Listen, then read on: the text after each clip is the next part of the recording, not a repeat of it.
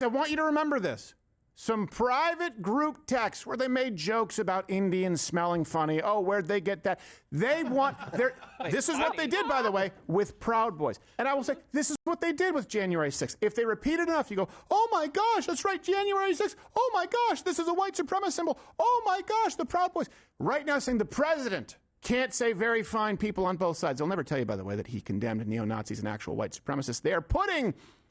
They're kind of folding it into their previous lie, trying to make you believe that kids joking around in a private group text are also white supremacists who should be condemned. Who, by the way, Donald Trump did condemn. I know it's really hard to follow.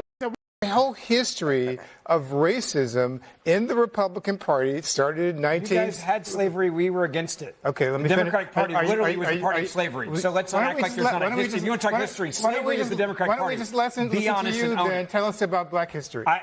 On that one, every American should be able to tell you about it. You don't have to be black to say that the Democratic Party was in favor of slavery, the party of slavery. Then you don't know what you're talking about. Let me just say I do. It wasn't the Republican Party. Let me History just is make one there. note, because I do think that... Yeah, two things I think can be true here. Number one, I'm glad we know who these conservatives are. I think there should be consequences for their words. I don't think this is just a teaching moment. I think if they have a job, they should lose their job. I don't think they should work in the Republican Party. I don't think they should be involved in the Republican Party. I think they should be excommunicated and put on the bench for a pretty good amount of time. I want to be clear about that. I also think that if you are about to be in an elected office in Virginia and you've said things that are worse than this, and you've said that the kids deserve to be hurt, that two things can be true at the same time. Republicans, young Republicans saying this, they should absolutely have the consequence. But it's not just young Republicans, Ben. But Democrats have defended an individual who said that family members should die. Let me just say, I mean... Yeah. And the double standards come out once again. As you saw from the intro, young conservative scandal about private group chats coming out from some 20-year-olds. And this is the difference, right? And this is now, like, some people think that, it's convenient about the timing. Some people think it's fake, whatever. I'm not even going to go down those rabbit holes. But what I will do is show and highlight how differently Republicans respond to controversy on our side, right? On our side versus how Democrats react to people on their side. Because you saw from the intro, Ben Ferguson, I think that's how you say his name, he perfectly exposes the Democrats' double standard. He highlights how, like, look, we're going to hold these kids accountable. I just wish Democrats hold their side accountable. And this is why when these fake people, right, on the left, like the Brian Taylor Cohens of the world, come here trying to police, I go, no. Conservatives do police their side. We don't need leftists talking on our side. You need to worry about your peoples, right? And this is some of the comebacks a lot of conservatives are bringing up, right? Like Matt Walsh. If you actually read the political hit piece, you'll see that many of the messages are taken wildly out of context. For example, the guy who said "I love Hitler" was clearly being sarcastic. It's explicitly meant to be a sarcastic joke, and yet Politico put the quotes exactly as it say. And then J.D. Vance also reacted to the outrage being falsified by the liberal left. And this is the funny part. And I think this is something that it grinds conservatives' gears, because conservatives believe in two-way street. It's a two-way street. If you're going to get offended over this, where's the offense about Jay Jones? Not a single media outlet wanted to cover the Jay Jones text messages. But you want to cover this. Democrat Jay Jones texts and fantasizing about murdering children. Young conservatives, young Republicans made jokes in private messages. Only one gets a political hit piece, and it isn't the guy dreaming about killing kids. And this is the kind this is why I said that Democrats practice a narcissistic style, self-centered style kind of politics. Because if you get caught in such a hypocrisy like that, you don't feel any shame, Democrats, leftists. But this is what Democrats want us to be offended by. But when we're offended by some of the celebratory narratives and videos that the left was pushing out, they was telling us to ignore that, make it make sense. And this is how self-centered a lot of Democrats come across to me. So I want to play two clips for you. One is going to be J.D. Vance's response to this whole situation, and then the follow-up on that clip of Boyce Watkins. I don't even know I'm saying his name right. I don't think I'm saying his name right, but who cares? The woke CNN analyst, or the woke liberal on CNN, and see how they push back against his attempts to smear the entire Republican Party as Nazis. And this is their always go-to. I told you, liberals, they love to use this tactic, character assassination. And that's the only thing they know, because they don't have no substantive argument on the actual principles, on the actual angles of the argument. But I digress. I'll let you see it for yourself. By focusing on what kids are saying in a group chat, grow up. I'm sorry. Focus on the real issues. Don't focus on what kids say in group chats. But there's another angle to this that I just have to be honest about. I mean, I'm like an old guy at this point. I'm 41 years old. I have 3 kids. You know, I grew up in a different world, right? Where not most of the stupid things that I did when I was a teenager and a young adult, they're not on the internet. Like, I'm going to tell my kids, especially my boys, don't put things on the internet. Like, be careful with what you post. If you put something in a group chat, assume that some scumbag is going to leak it in an effort to try to cause you harm or cause your family harm. But the reality is that kids do stupid things, especially young boys. They tell edgy, offensive jokes. Like, that's what kids do. And I really don't want us to grow up in a country where a kid telling a stupid joke, telling a very offensive stupid joke, is cause to ruin their lives. And at some point, we're all going to have to say, enough of this BS. We're not going to allow the worst moment in a 21-year-old's group chat to ruin a kid's life for the rest of time. That's just not okay. Like, we live in a digital world. This stuff is now etched in stone online.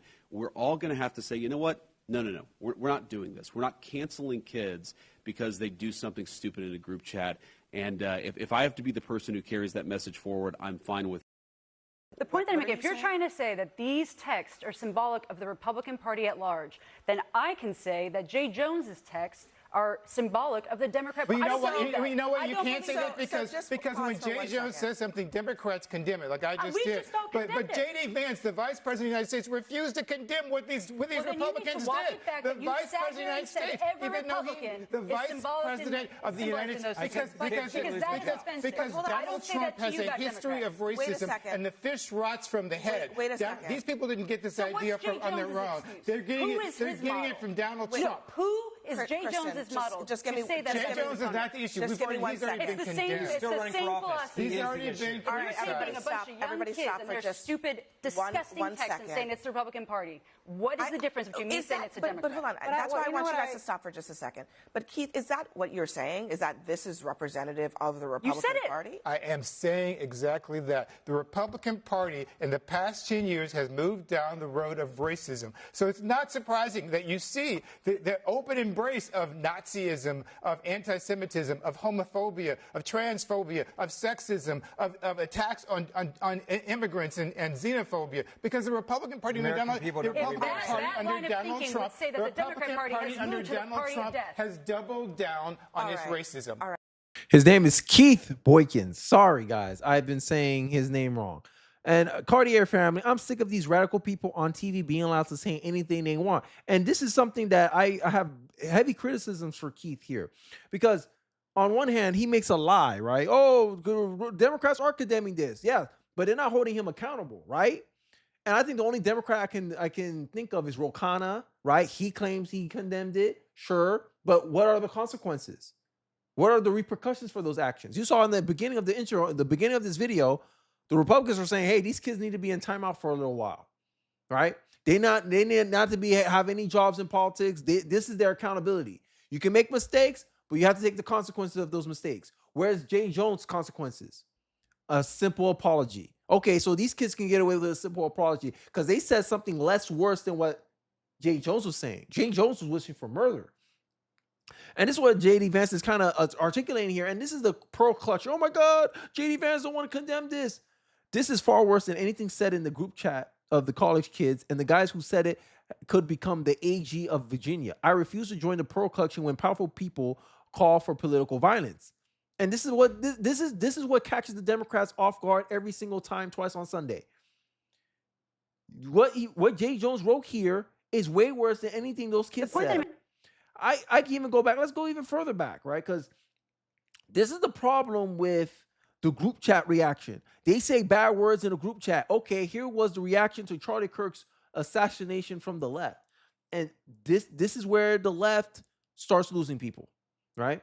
Because You guys said, do Matt Walsh next. This is the left. So based on your own standards, leftists, why you were so mad when you guys were losing your jobs, when you guys were suffering accountability for it? You see, this is what irks Republicans. This is what irks conservatives. That Democrats will go on their little high horse, fake political high horse, right? And then you act like you're so much better than us. Keith, there was a whole history of racism in the Republican Party. Ben, you guys had slavery. We were against it. The Democratic Party was literally the party of slavery. You guys just say ish. And you wonder why you're bombing right now. You wonder why you're free falling right now with the American people. Because y'all just say ish. You want to talk about racism and all this stuff about the Republican Party, but you got a liberal Supreme Court Justice, Ketanji Brown Johnson, always messing up her name, Ketanji Brown, saying that being black, essentially equating it to a disability.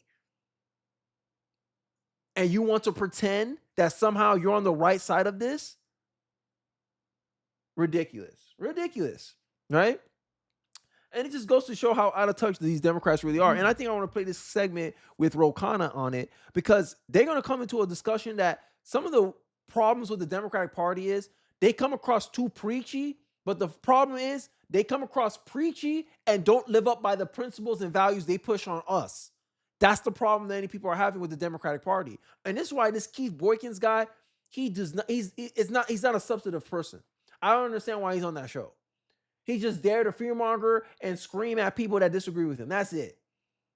He can't really push back effectively. All he's there is to shame, character assassinate, right? Outrage for what? Hyper emotional? No political awareness? Oh, the Democrats condemn. You can't say that. No, the Democrats haven't condemned it. There's Democrats that's fully behind Jane Jones. No Democrat called for any accountability for Jane Jones. No one's calling Jane Jones to drop out of the race. But you want to do this fake, oh, I condemn it. Okay, but where's the accountability? Republicans condemn what those young conservatives, young Republicans did, and some of them are calling for them to take consequences as well. Where's the consequence for Jane Jones? And this is where I messed up at. But I want to play this clip real quick because I think what Rokana says here is very indicative of in which direction the Democrats need to go. There's one critique I have of my party, and I'm going to ask you what your critique is of yours. But one critique of mine is sometimes we came off too much scolding. We come off as, I think of the kids I grew up with who watched Rocky movies and went to Phillies games. And I was like, I'm no better than them just because I have a fancy title as a congressman or in Silicon Valley. Like, they have a lot to teach me, not just now, but when I was terrible at Little League and they used to say, watch the bunt, right? And I think about them all the time and how I'm still one of those kids who grew up in Bucks County, Pennsylvania. And I think our party sometimes comes off as can be preachy. You tell me, honest. I agree. Preachy, but not only that, hypocritical. That's the biggest piece. Not just y'all come across preachy and scolding, is y'all hypocritical. It's like you see your parents do something and your parents say, don't do what I do. Do as I say. That's the Democratic Party. Oh, the Republicans need to condemn political violence. Do you condemn political violence? Look, there's a bunch of people on your side celebrating the death of a prominent conservative activist. Oh, they don't mean it. Oh, they shouldn't lose their job over it. Private group chats gets exposed for young Republicans calling for their job, going right back to cancel culture, try to make it all about the Republicans. And this is where I lead in with Steven Crowder. Steven Crowder already sees the political tactic. They're trying to do this. What they call it? What Nancy Pelosi called it again? Oh, a wrap-up smear. So that way, this Keith Boykins guy can frame all Republicans and associate all Republicans with the actions of a small few, right? And Republicans didn't do that to liberals. We said liberals do not hold these people accountable. They don't hold their own side accountable. And Jane Jones is a perfect reflection of that. And that's what the Republicans are saying. It's a two-way street or no street at all. And this is why I said, liberals, y'all need to stay in y'all lane. Don't try to police what's going on the conservative side, because conservatives, we got it. We hold our own side accountable. You already heard it from the intro. You're not doing that to Jane Jones. You're not telling Jane Jones he need to drop out. You're only going to tell Jane Jones to drop out if it's going to cost you a political power. That's the only reason you're going to tell that guy to drop out. but on principles, on the values you claim, you project and want in America's society, you don't uphold it.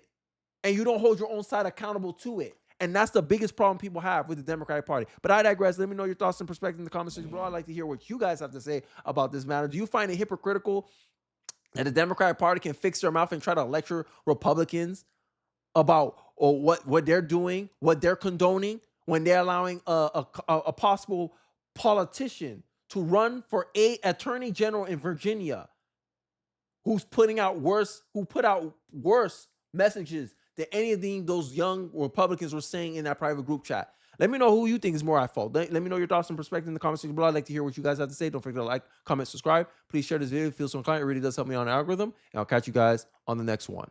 Peace.